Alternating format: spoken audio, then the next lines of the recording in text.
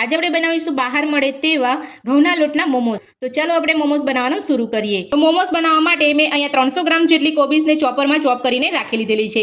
જો તમે મોમોસ બનાવવા માટે કોબીજ અને ગાજરને બધું છીણવા માંગતા હોય તો તમે અહીંયા છીણીને પણ લઈ શકો છો। તો હવે આપણે સૌથી પહેલા કોબીજને એક મોટા વાસણમાં લઈ લઈશું। તો મેં અહીંયા 2 વાટકી જેટલા એટલે કે અહીંયા 2 થી 3 ગાજર મેં અહીંયા ચોપરમાં ઝીણા ચોપ કરીને રાખેલા હતા, એ પણ આપણે અહીંયા કોબીજની અંદર ઉમેરી દઈશું। સાથે જ આપણે અહીંયા 1 વાટકી ઝીણી સમારેલી ડુંગળી ઉમેરીશું। 1 ચમચી મીઠું ઉમેરી દઈશું। મીઠું ઉમેરીને આપણે અહીંયા બધું સરસ મિક્સ કરી લઈશું।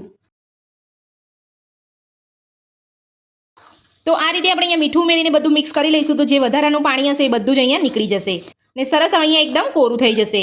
તો મીઠું ઉમેરીને આપણે અહીંયા બધું સરસ મિક્સ કરી લીધું છે। તો હવે આપણે એને ઢાંકીને 10 મિનિટ માટે રેસ્ટ આપી દઈશું।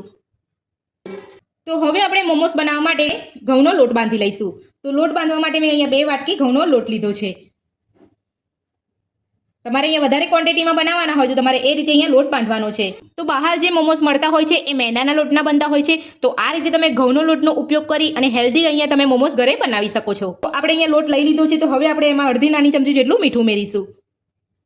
સાથે જ આપણે 1 ચમચી જેટલું તેલ ઉમેરીશું। બધું જ આપણે મિક્સ કરી લઈશું અને જે રેગ્યુલર આપણે અહીંયા ભાખરી બનાવતા હોય તેવો લોટ બાંધી લઈશું।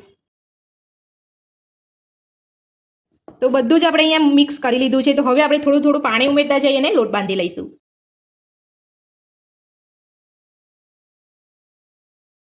તો પાણી ઉમેરીને આપણે અહીંયા લોટ બાંધી લીધો છે। તો તમે જોઈ શકો છો આ રીતનો આપણે અહીંયા થોડો મીડિયમ ઢીલો લોટ બાંધી લીધો છે। તો આ રીતે તમારે લોટ બાંધવાનો છે। તો હવે આપણે લોટને ઢાંકીને રહેવા દઈશું। તો 10 મિનિટ થઈ ગઈ છે। તો હવે આપણે બધું જ એક રૂમાલમાં લઈ અને પાણી એનું જે છૂટ્યું હશે એ બધું જ આપણે અહીંયા કાઢી લઈશું।